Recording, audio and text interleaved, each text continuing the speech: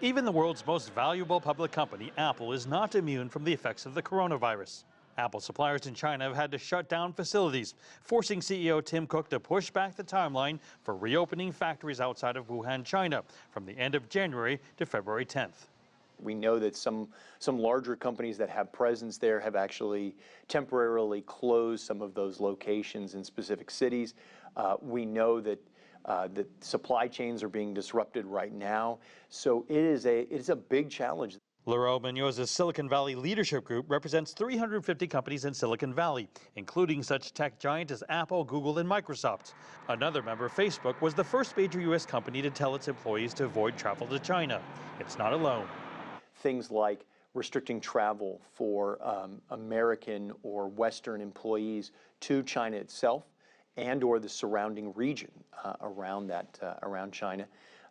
Members who have employees who are just recently returning from China have oftentimes been asked to work at home for a period of 14 days to allow that expiration of the incubation period for the virus.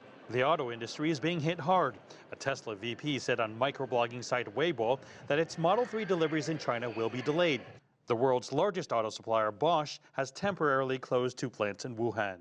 The coronavirus is an excellent example of kind of not knowing what the end game is going to be. Companies in China are extending the holiday, encouraging people to work from home. Well, working from home doesn't work in automotive manufacturing.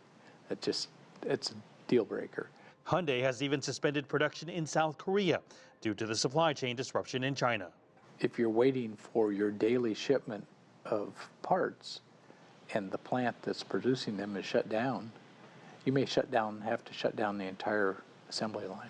I think it does expose and reveal the need for greater planning to have those contingency plans going forward, whether that's finding alternative sources for employees or alternative supply chains as well.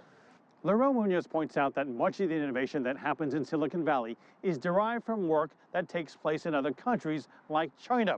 So the more the situation drags on, the more innovation as a whole suffers. Mark New, CGTN, Sunnyvale, California.